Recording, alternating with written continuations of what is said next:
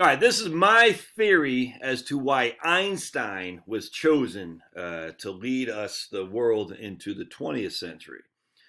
All right, so this is something I've been thinking about a lot, and you might think I'm conspiracy. I don't care. You might think I'm crazy. I don't care. I think it'll be blindingly obvious once I make the case here. And you can argue against it. That's fine. I'd like to hear your arguments against it. But it seems pretty obvious to me once you put the pieces together. All right, so we're just going to start with, again, going back to Antonina Valentine's book, The Drama Einstein.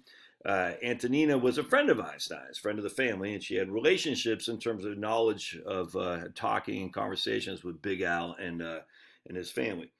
All right, Einstein. So this is the run up to World War One. All right, for some reason, Germany after this assassination of Archduke Ferdinand, I guess, so it's weird because there's a protest day on one day. We'll just say the 1st of January. It's not that day, but I'm just using that for example.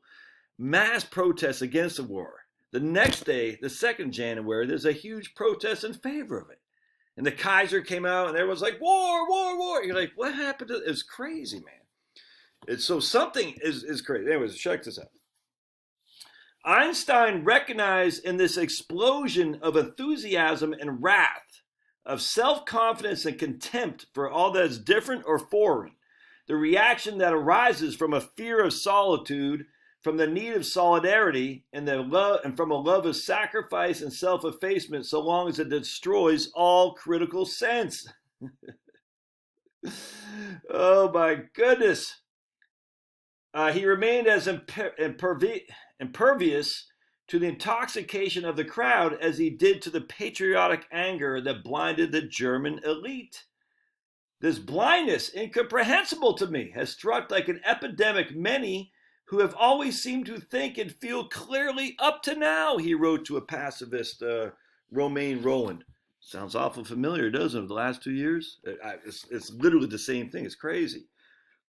The blindness has struck like an epidemic, many of whom always seem to think and feel clearly up to now. Anyway, on the strength of his, he was a neutral, he wasn't a German citizen, he was able to refuse to sign manifestos calling for war that 93 intellectuals signed and wanted him to sign, which Einstein says was the capitulation of German spiritual independence.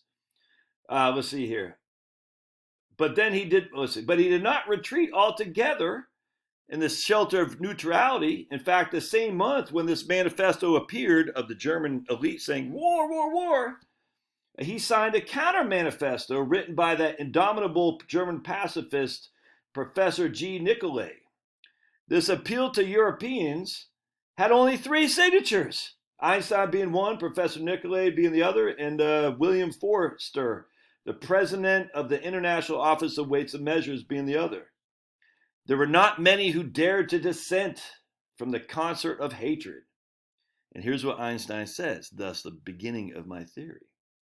Will future centuries, Einstein wrote to Romain Rolland, the pacifist, will future centuries really be justified in glorying our Europe in which 3 centuries of intense cultural work have only brought us about the transition from religious mania to nationalist mania? Interesting. Huh. 3 centuries of cultural work have brought us to transition from religious mania to nationalist mania. And then in another letter, in this letter dated March 1915, when the war was heavy, even the scientists of various countries behaved though 8 months ago they had their brains amputated. Interesting. So then Valentina goes into how Einstein went to Switzerland to be with his uncles and cousins and stuff, and fell in love with one of his cousins, Elsa, and they got married ultimately. But anyway, so Elsa apparently turned out to be a good wife for Einstein. She let him be and didn't try to challenge his scientism ways that his previous wife did before, and he essentially just left his 2 kids behind. But hey, man, he just up and left his 2 boys and his wife. Hey, he had a career to take care of. He got to save the world, did Einstein. Anyway, so then he was writing to this physicist, Arnold Sommerfeld, which we'll go into here in just a second because this is incredibly interesting.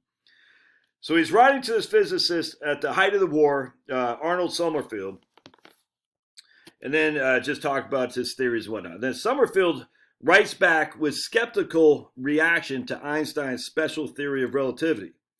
Einstein replied back to Sommerfeld on a postcard dated February 8th, 1916, with a brevity and assurance of a man who has acquired a final certainty.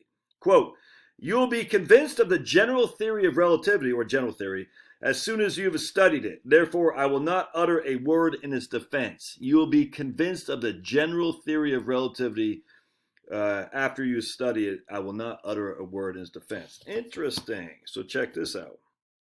1916, in the Yearbook of Physics, again, the most prestigious scientific manual of all of Europe, that Einstein was, just see my other videos on how Einstein was able to get into that when he was basically a tutor for two wayward kids. Anyway, whatever. All right.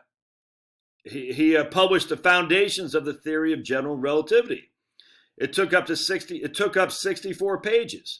Rarely, perhaps never before in the history of human thought has so small a publication had such a tremendous impact on the world. Einstein himself was aware of a great victory had been won, all right? And he was fully conscious of his own contribution. And then Infeld said later on, "I believe that the special theory of relativity would have been formulated with but little delay whether or not you had done it." And Einstein said, "Yes, that is true. But that is not true of the general theory of relativity." We'll go into more relativity questions later on. I'm not going to do that here. But that is not true of the general theory of relativity. I doubt whether it would have been known yet. All right. So Sommerfeld was skeptical of the general theory of relativity. All right. And Sommerfeld, let's take a look at who's like the greatest physicist, theoretical physicist in Germany. He had all these guys he tutored or mentored. It was the professorship who became Nobel Prize. Just the number of people who came up under him was just amazing. It is. I mean, it's actually fascinating. All right, so let's take a look at what Arnold Sommerfeld did. So let's take a look here. I literally was reading this in Wikipedia. I was like, holy crap. This is until the late 19th century and early 20th century, experimental physics in Germany was considered as having a higher status within the community than theoretical physics. In the early 20th century, theorists such as Sommerfeld at Munich and Max Born, with their early training in mathematics, turned this around so that mathematical physics, i.e. theoretical physics, became the prime mover, and experimental physics was used to verify or advance theory. And you got to wonder if this is where the Tesla challenge of Einstein became, because Tesla was an experimenter and Einstein was a theorist, if that makes sense. Let's see. I thought that interesting. So basically, theoretical physics based on mathematics. What does that remind you of? Oh, economics. Paul Samuelson. All these guys in economics in the late 50s, with their physics envy, they want to be taken seriously as a hard science, and seeing what Eisenhower and stuff had said, and after World War II, where the scientists and the mathematicians were getting all the rage, the economics says, we want a piece of that pie. It's crazy, and I'm telling you, there's a reason for this. So let's check this, keep going here. While at Munich, Sommerfeld came in contact with Albert Einstein and the special theory of relativity, which was not yet widely accepted. His mathematical contributions to the theory helped its acceptance by the skeptics. So the experimental physics were like, but the mathematics, our math works, it works, it's math. Just like they do in economics. Our math works, the Phillips curve. All right, so let's keep it. Quantum mechanics is, sorry, I'm not going to read all this, dude. But anyway, this is crazy to me. In 1918, Sommerfeld succeeded Einstein as the chair of the DPG, which is the German physics. I don't know what that means. But anyway, one of his accomplishments was founding a new journal. The scientific papers published in DPG journals became so voluminous that in 1919, a committee recommended the establishment of another publication for original research articles. Since any reputable scientist could have their article published without refereeing, i.e. peer-reviewed, time between submission and publication was rapid, as fast as 2 weeks. This greatly stimulated the scientific theoretical developments, especially that of quantum mechanics in Germany, as the journal was a preferred publication vehicle for the new generation of quantum theorists and with avant-garde views.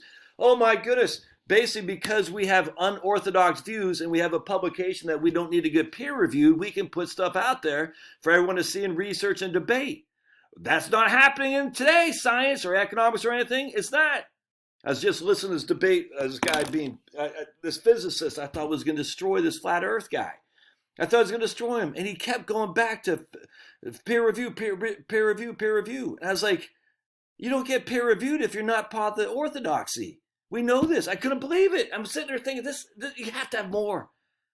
Have to have more. And this flat earth guy was a younger guy. I was like, I was stunned. I'm not saying the flat earth guy convinced me. I'm just saying, I was sitting there. I was like, this, all you guys peer review? Has he not followed the climate change stuff? It's crazy. I was sitting there. It was nuts to me. It's nuts. If you followed any of the climate change stuff or any of the vax stuff before 2020, you say peer review ain't all it's cracked up to be. I'll tell you that right now. It's crazy. Never mind economics. Hell, you try to get a peer review stuff economics that take anyway. We'll go. Is peer reviews to keep the privileged elite the privileged elite. If you don't spew their orthodox, you don't get peer reviewed and you'll get published. We know this for a fact. But here's freaking Sommerfeld greatly stimulating theoretical developments. All right, so check this out, though. All right, he was a great theoretician. He had theories. He wanted to write about them and put them in papers so other people could look at. You can't do that today. But I want to show you this here, though. This is crazy. Right here. As for Sommerfeld's once patriotic views, he wrote to Einstein shortly after Hitler took power. I can assure you that the misuse of the word national by our rulers has thoroughly broken me of the habit of national feelings that was so pronounced in my case. I would now be willing to see Germany disappear as a power and merge into a pacified Europe. You see what's happening here? We had to beat back the religious dogma. And guess who did that best? It was Darwin, with his Huxley as his bulldog. So that was the 1800s, the 19th century.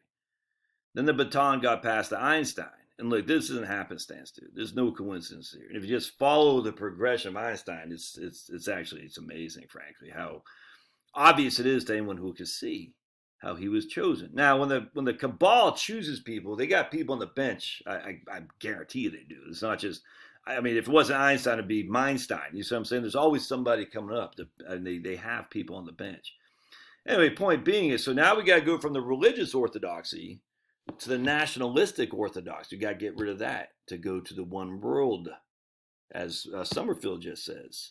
Descent into, what did he say? He said, I would like to see Germany dissolved and Germany disappear as a power and merge into a pacified Europe. Shocking. The EU, huh? The UN, the League of Nations first, and the UN. So what happened was, then you have this war of insane war to kill a bunch of people off, young men in particular is what they want to do. The communists, take over and Soviet Union and whatnot. But that didn't quite do it. There's still a nationalistic fervor. That didn't do it. In fact, after World War I, so Einstein is here with his science, setting the way with science, i.e. mathematics, setting the way with science, setting the way with science, setting the way with science. So we get rid of the religious dogma of the, Darwin did that. Now Einstein is starting to show science, theoretical science with math can destroy experimental science. But what we have to do is we got to get rid of nationality. We got to get rid of nationalistic takes. So we have World War I, which is horrible. This just horrible. Makes a lot of people suffer. It takes a lot of young men out of the equation. Now we go into the 1930s and whatnot. Hitler comes to power. You think that's by happenstance? No. Hitler comes to power. And what does that do? It puts the kibosh on any nationalism after that. World War II comes and nationalism is now gone. Germany is completely pacified in a European Union, 100%. I don't know how people can't see. I mean, they can't see it because they haven't been educated on it. So I'm educating you on it now. So what has happened now? The United States has taken over. It's not nationalistic though. The United States is an empire, dudes. We have military boots on the ground all over the flipping world. We are not, and this is what Einstein talks about too with Germany. It's very interesting. Let's see if I can't find that quote. I thought it was pretty interesting. All right, so here's Einstein writing to the pacifist Romain Rolland. As a result of the military victories of Germany in 1870 and those in the fields of commerce and industry, the country has arrived at a sort of religion of power. It dominates all the intellectuals and has almost completely dispossessed the ideas of Goethe and Schiller. I've heard of Goethe. I'm probably screwing up his name. I don't know who Schiller is. I am firmly convinced that this aberration can only be driven back or repressed by the duress of facts. Only facts can turn the deluded masses away from their false belief that we live for the state and the proper goal of the state is power at any price. Right here, as long as German statesmen go on hoping that a change in the present balance of power will occur sooner or later, one cannot hope for any important changes in the situation. Basically, he's saying the nationalistic tendencies need to be defeated of Germany. So we go from that, we go to a worldwide power of the United States, which we are. I mean, it's the United States or bust, man. And look, we're still the good guys, you know what I'm saying? But we have way too much dominance over the world. You think, let's just put it this way. Not quite a one world government, but every day we're going towards that without question, with the United States leading. And at some point, the United States will fall off. And then what's going to happen is, because they're playing, I mean, you can see this, dude. So we go from Germany, UK is done, you know what I'm saying? They're all rounded into Europe. And we give it to the United States to take over the reins after World War II, when that put the final nail in the coffin of nationalism in Europe. Is there nationalism in the U.S.? Open immigration like that? No nationalism. We have a far left wing, a Democratic Party that doesn't like the United States. There's no nationalism here, man. I mean, a little bit that remains, but we're quacks, Trumpers. Anyway, and that's the point. So that's what Einstein served. Darwin got rid of religion. Einstein gets rid of nationalist behaved tendencies. Isn't that interesting? And then we come down to, the 50s, where it's scientism that comes in. Again, because of Einstein, mathematics, theoretical physicists and whatnot. Not experimental physics like Tesla, theoretical, all math. Then we come into economics, same kind of thing. Math. Scientism as its base. I'm telling you, man, now you can see it in here with the scientism of the CDC and all this stuff. You think this is just happenstance? Nope. Nothing happens for happenstance. Remember, we're dealing with evil here. I'm not saying Einstein is evil. I'm not saying that. I am saying, though, there is evil in the world. From the dawn of Adam and Eve, there's evil here. And some people play the evil. They propel evil without even knowing it. And I don't know who, I don't know. I just know that Einstein was chosen for a reason.